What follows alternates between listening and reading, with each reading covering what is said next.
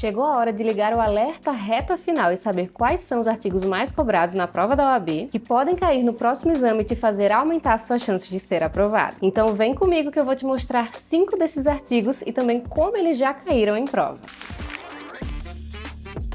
Olá, que alegria ter você comigo aqui nesse canal, que é um espaço para você que quer destravar sua carreira no direito de uma vez por todas, sendo aprovado no exame da OAB, estudando de uma forma leve e eficiente. E o primeiro artigo campeão é o artigo 7º do Estatuto da OAB. Esse artigo é muito cobrado em prova, porque é o artigo que trata dos direitos e das prerrogativas de você, futuro advogado, futura advogada. Então, como é um artigo que trata ali do seu dia a dia como um profissional, quais são os seus direitos, seus deveres como advogado e advogada, você precisa saber. A FGV acha isso relevante e ela exige muito isso dos candidatos. Sempre aparece alguma questão cobrando o artigo 7º e você precisa conhecer esse artigo. Eu trouxe aqui uma questão para dar um exemplo para você de como ele já caiu, tá? Essa questão aqui que está aparecendo aí na tela para você, ela conta a história de Monique, que é advogada e foi presa em flagrante dentro do escritório de advocacia dela por um suposto crime praticado em razão, ou melhor dizendo, né, por motivo ligado ao exercício da advocacia. Não é qualquer crime. Monique aqui, possivelmente, né, cometeu um crime ligado ao exercício dela como profissional, como advogada. E nessa situação, a questão aqui traz algumas alternativas, algumas possibilidades, né, do que estaria dentro, do que estaria fora do Estatuto da OAB, e a alternativa correta seria a letra A, que fala que nessa situação aí, Monique teria direito à presença de um representante da OAB no momento da prisão dela em flagrante. E esse direito está previsto lá no artigo 7º, inciso 4º do Estatuto. Então, muita atenção a todos esses incisos, parágrafos, alíneas, tudo que está escrito no artigo 7º, porque a FGV já pintou e bordou com esse artigo, já perguntou ele de trás para frente, de frente para trás. Então, é muito importante que você tenha um domínio, estude, esmiúce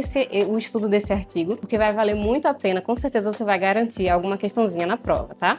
E aí, só para você ver como esse direito está previsto em lei, o artigo 4º diz o seguinte, ó, que é direito, né, do advogado ter a presença de representante da OAB quando preso em flagrante por motivo ligado ao exercício da advocacia para a lavratura do auto respectivo sob pena de nulidade e, nos demais casos, a comunicação expressa seccional da OAB. A alternativa A fala que Monique tem direito à presença de representante da OAB para a lavratura do auto de prisão em flagrante, visto que se trata de suposto crime por motivo ligado ao exercício da advocacia sob pena de nulidade. Então, ela pegou o artigo, colocou numa situação hipotética, um casinho ali fictício, e te fez exercitar a aplicação prática desse artigo nessa situação aqui. A letra A está total de acordo com o inciso 4º do artigo 7º do Estatuto da OAB. É mais ou menos assim que a FGV vai fazer com esse artigo, usando outros incisos, outros parágrafos desse artigo aqui que eu estou te indicando. Então esteja atento tanto ao artigo 7º, normal, quanto ao artigo 7º-A, que trata dos direitos da advogada, mulher. Então tem algumas peculiaridades que também sempre é oportuno ali para a FGV montar um casinho fictício e colocar numa questão de prova. Esteja atento ao artigo 7º e o artigo 7º-A. O segundo artigo que eu separei para você é o artigo 5º da Constituição, extremamente famoso. Até quem não é do direito sabe da existência desse artigo, sabe do que mais ou menos ele trata, né? E ele trata dos direitos e das garantias fundamentais de todo cidadão. O legal desse artigo é que ele é um artigo coringa, então além de cair dentro de direito constitucional, por exemplo, ele pode cair em outras matérias, cobrando princípios básicos que estão contidos nesse artigo. É um artigo que traz muita coisa, ele é um artigo gigante. Você vai ver quando você for estudar, se você ainda não teve contato com esse artigo, acho pouco provável, tá? Mas tudo bem, se você nunca estudou ele aprofundado, você vai ver que ele é um artigo que você passa tempos e tempos nele, é um artigo um pouquinho longo, mas vale super a pena. Nele você garante tanto questões de direito constitucional, quanto de outras matérias como penal, processo penal, civil, processo civil, enfim, ele acaba transbordando em outras disciplinas, porque ele é um artigo genérico que garante direitos fundamentais aqui do cidadão brasileiro. Então, direito à vida, liberdade de ir e vir, direito de ser considerado inocente até que se prove o contrário, né, da presunção da inocência. Então, ele carrega alguns princípios que podem tranquilamente serem aplicados em outras matérias. E eles te ajudam a raciocinar o direito de um jeito que vai abrir os teus olhos, aumentar o teu bom senso ali na hora de ver se uma questão tá justa, injusta, se te parece soar algo contra o nosso ordenamento brasileiro, contra o nosso direito. Vai te ajudar, né? O estudo bem feito do artigo 5º vai te ajudar a ter um olhar mais de um bom senso mais aguçado em relação ao direito, à justiça. Isso vai te ajudar tranquilamente a raciocinar as questões e até dar aquele chute de bom senso, mesmo sem saber especificamente do assunto, do conteúdo da matéria específica. Então vale super a pena, é um artigo artigo coringa, como eu já falei, estude bem e faça muitas questões sobre o artigo 5º. Aí, para você ter uma noção, também trouxe uma questão aqui para mostrar um exemplo da aplicação desse artigo na prática. Essa questão aqui fala sobre a falta de regulamentação de um direito previsto na Constituição. Então, digamos que tinha lá um direito, vou dar um exemplo esdrúxulo aqui só para você entender a lógica. Tá lá previsto na Constituição de que todo mundo tem direito de comer picanha numa segunda-feira. Segunda-feira no Brasil todo mundo vai ter direito de comer picanha. Aí a Constituição previu esse direito lá, mas ninguém regulamentou, trouxe os detalhes, as instruções de como esse direito vai ser usufruído. Essa questão aqui traz uma coisa bem parecida com isso. Ele não fala qual é o direito, se é direito de comer picanha na segunda-feira ou não, mas fala do... Qual é o nome dele aqui? Deixa eu ver. Fernando. Fala que o Fernando tem lá um direito na Constituição e ele quer garantir, ele quer usufruir desse direito, ele quer exercer esse direito, mas não tem uma lei específica que detalhe como que Fernando vai exercer esse direito. No caso da picanha, por exemplo, teriam detalhes como quantos quilos de picanha cada cidadão vai ter direito, onde Fernando buscaria essa picanha ali para comer com a família dele, quais são os critérios, será que em alguma situação a pessoa não teria direito de pegar essa picanha se ela tivesse em débito com o Estado? Nossa, eu tô inventando umas coisas assim completamente aleatórias, mas acho que você tá me entendendo. E a questão quer saber qual é o instrumento judicial adequado que Fernando pode usar para poder exercer esse direito, né? Para fazer com que se torne possível usufruir, exercer esse direito. A alternativa correta é a letra C, que fala que é o mandado de injunção, é um instrumento adequado para que uma pessoa possa fazer com que um direito garantido pela Constituição seja mais detalhadamente regulamentado, e é isso que ele vai fazer perante o STF. Isso da competência, né, de quem vai julgar o mandado de injunção também está previsto em lei.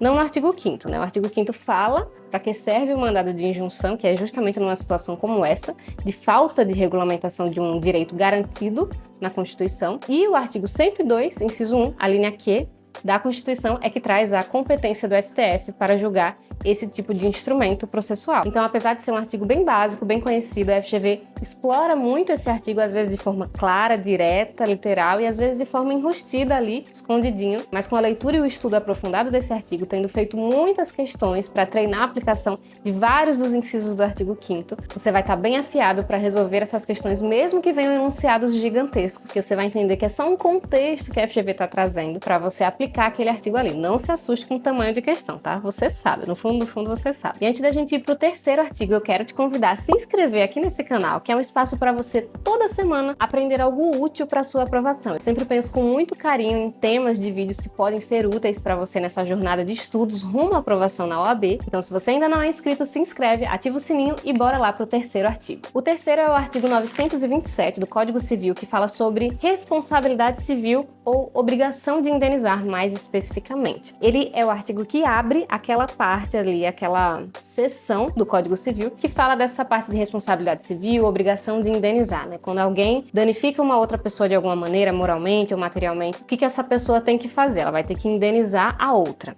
Esse artigo 927, especificamente, ele fala o seguinte, ó: aquele que por ato ilícito causar dano a outrem fica obrigado a repará-lo. É um artigo super simples, bem pequenininho, que parece que não vai sair nenhuma questão daqui, mas o examinador usa muito esse artigo como base para construir situações hipotéticas em que uma pessoa causa um dano a outra e aí ela acaba tendo a obrigação de reparar essa pessoa. É claro que os pormenores, os detalhes da questão, né, a complexidade da questão vai crescendo à medida que a FGV vai usando outros artigos dessa seção aqui. Então, embora eu esteja indicando o 927, que é o primeiro dessa seção, eu acho muito importante que você leia os outros artigos dessa seção. 928, 929, toda essa seção aqui sobre a obrigação de indenizar, essa seçãozinha mais especificamente da indenização aqui, o capítulo 2, enfim, toda essa parte, o título sobre a responsabilidade civil, né, é extremamente importante que você tenha conhecimento, não só o artigo isolado 927, porque já aconteceu diversas vezes de FGV, apesar de gostar muito de um artigo,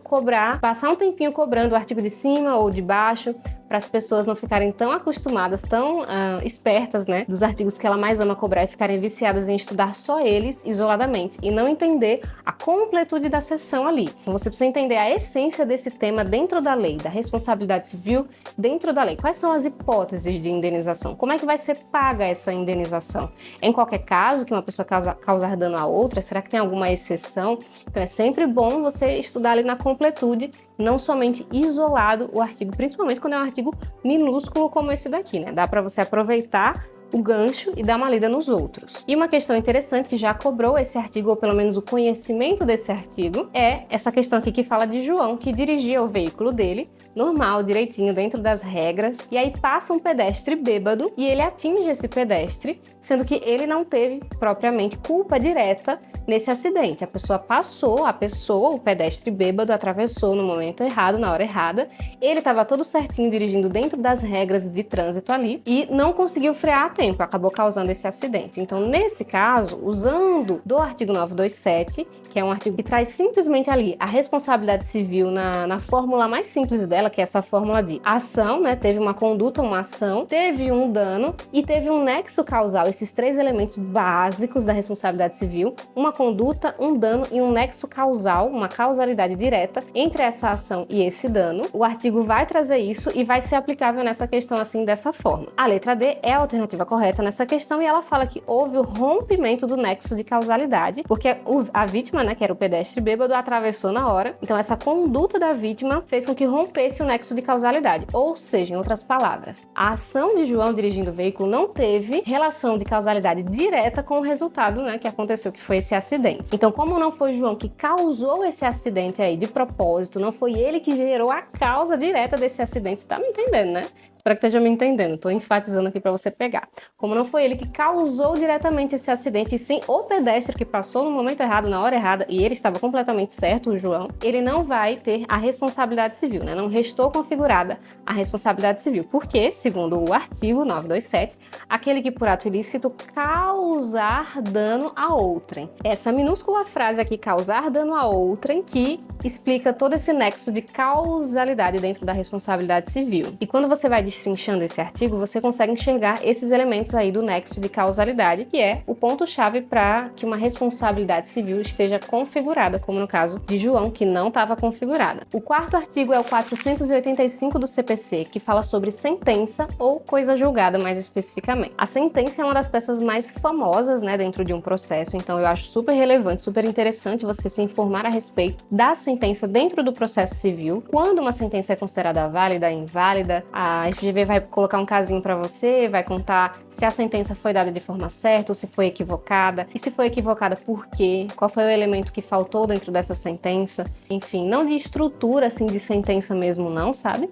Mas de, às vezes, o momento processual, se a sentença foi proferida no momento processual correto ou não, se ela deu a oportunidade da parte ali se manifestar no prazo correto ou não. Vou mostrar aqui um casinho prático para você entender melhor isso. Essa questão envolve o caso de Adriana, que ajuizou uma ação de cobrança contra Ricardo, mas depois que ela foi intimada no processo, ela não falou nada, ela ficou muda, calada, não se manifestou, e aí o juiz proferiu uma sentença extinguindo o processo sem resolução de mérito, tendo em vista o abandono da causa pela autora por mais de 30 dias. Então ela passou mais de um mês sem se manifestar no processo, mesmo sendo intimada, e aí o juiz profere uma sentença extinguindo o processo, certo? Ele entendeu que a parte não tinha interesse na ação. Pode isso? Não pode isso? O artigo 485 vai te dar uma noção de se isso pode ou não e por que poderia ou não poderia. Um detalhezinho que esse artigo traz, e era o detalhe fundamental para você acertar a questão aqui, é o tipo de intimação dessa parte. Ela foi intimada pelo Diário da Justiça, né? A questão aqui vai contar que a intimação foi feita pelo Diário da Justiça e por causa disso, essa sentença está equivocada. O juiz não poderia dar uma sentença extinguindo o processo sem resolução de mérito se a parte foi erroneamente intimada. Ela deveria ter sido intimada de forma pessoal. E como foi pelo Diário da Justiça, essa sentença acaba ficando errada, né? A palavra que no direito a gente usa é que ela está eivada de nulidade, ela pode ser considerada nula. Então, a resposta certa aqui seria a letra A, que fala que a sentença está incorreta,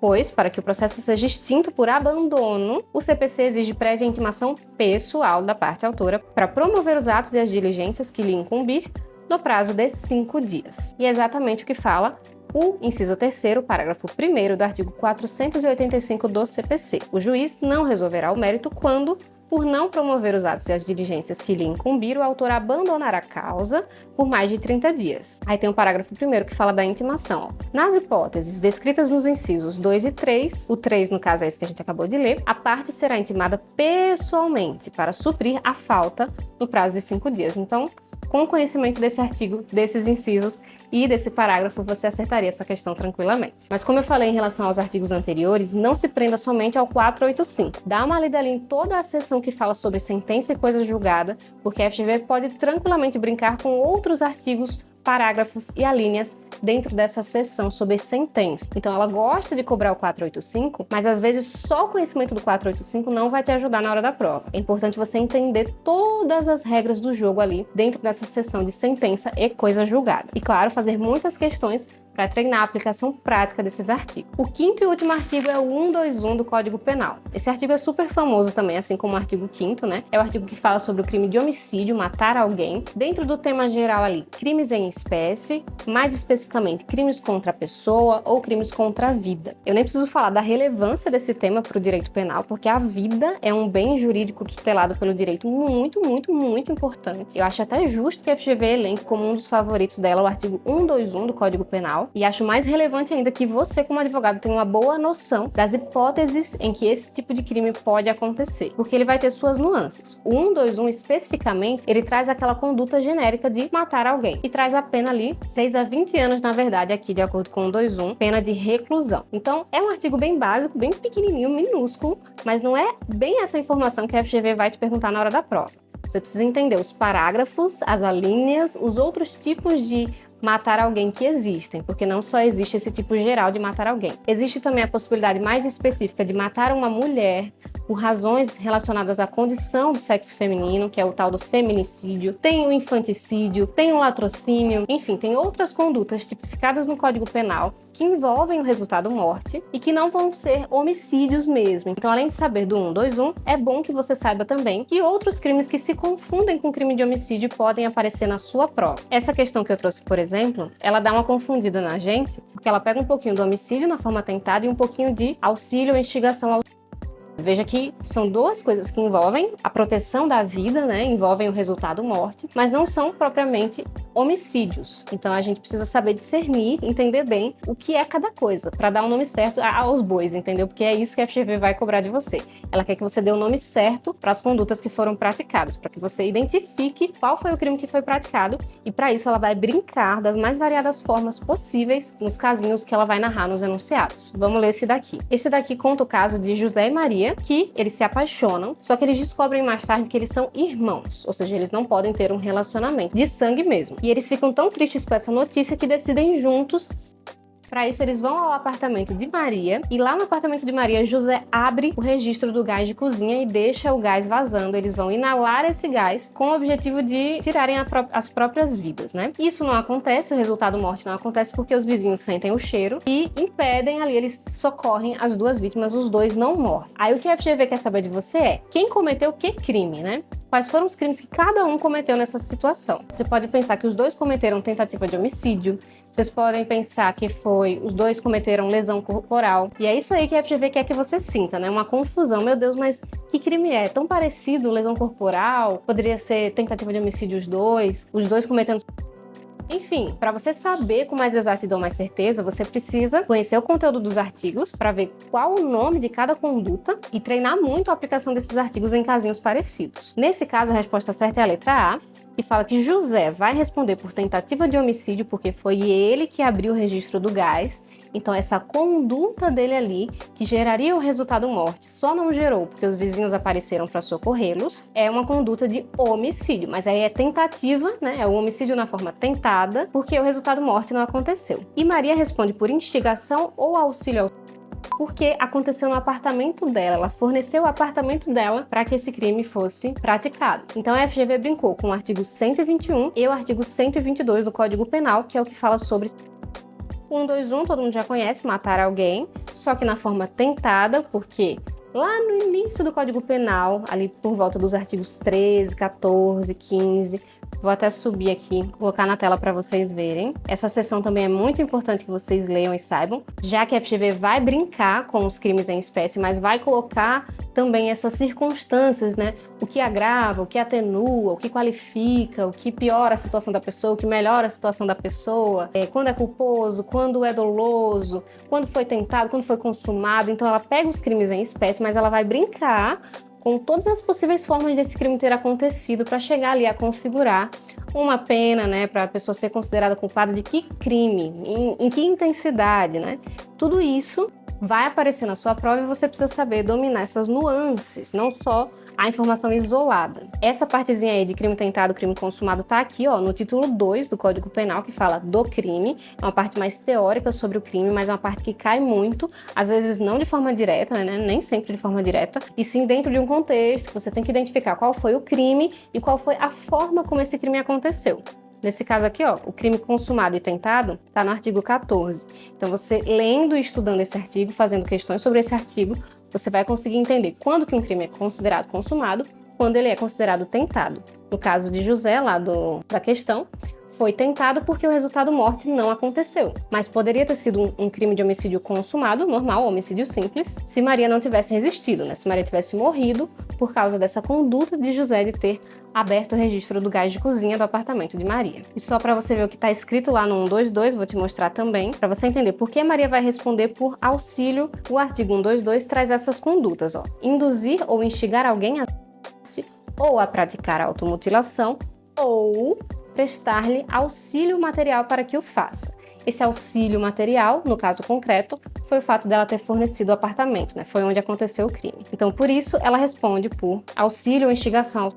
Ah, Bárbara, por que ela não responde também por tentativa de homicídio? Porque a conduta de abrir o gás de cozinha foi o que foi determinante para o resultado morte poder ter acontecido, né? Caso não tivesse vindo ali um socorro. A conduta que Maria teve de fornecer o apartamento por si só não geraria o resultado morte. Se José não tivesse ligado o registro do gás ali, nada teria acontecido. Eles só iam ficar lá no apartamento, mas o resultado morte não aconteceria. Foi exatamente por causa do gás que eles poderiam ter morrido. Então esse foi um exemplo de como o artigo 121 pode cair na sua prova. Lembre de estudar esse e os outros artigos que eu falei aqui de uma forma contextualizada. Observa bem a seção onde esses artigos estão inseridos para você estudar toda a seção e fazer questões ali daqueles temas dentro da lei, né, para você ver como é que os artigos são aplicados, os incisos, as alíneas, as exceções, principalmente as exceções, porque é o que mais dá para confundir o aluno ali na hora da prova. Se você estiver preparado, você não vai cair em nenhuma pegadinha da banca, eu tenho certeza disso. E lembrando também que esses são só alguns dos artigos mais cobrados. Existem outros artigos que não daria para trazer num vídeo aqui, senão vai ficar gigantesco. Os alunos lá do Método 5P, eles têm um raio-x que eu mostro quais são outros artigos mais cobrados dentro de cada matéria do grupo 1. Caso você queira ter acesso ao raio-x para ter sempre em mãos ali do lado na hora do seu estudo os artigos que a FGV mais ama cobrar, você pode entrar no Método 5P clicando aqui no link que eu vou deixar na descrição, tá? E se você gostou desse tipo de conteúdo, deixa aqui um comentário para eu saber que foi útil para você. Normalmente eu trago conteúdos mais sobre técnica de estudo, metodologia de estudo, aprendizagem, que é algo que eu gosto bastante, eu tenho estudado bastante, mas eu achei que seria válido e que ia ajudar muito vocês nessa reta final a focar em alguns artigos-chave que eu sei que a FGV gosta de cobrar e como já apareceram em prova. Então conta aqui, abre o coração para saber se realmente te ajudou, se valeu a pena o meu esforço. E me conta também que outro tipo de conteúdo você quer ver por aqui no canal. Afinal de contas, esse é um espaço nosso, não somente meu, mas principalmente seu, que está aí se preparando para o exame da ordem. É a você que eu quero ajudar a conseguir essa aprovação. Para você se inscrever aqui no canal, é só tocar aqui na minha foto e assistir esse vídeo aqui também, ó, que vai te ajudar bastante. Um beijo e até a próxima!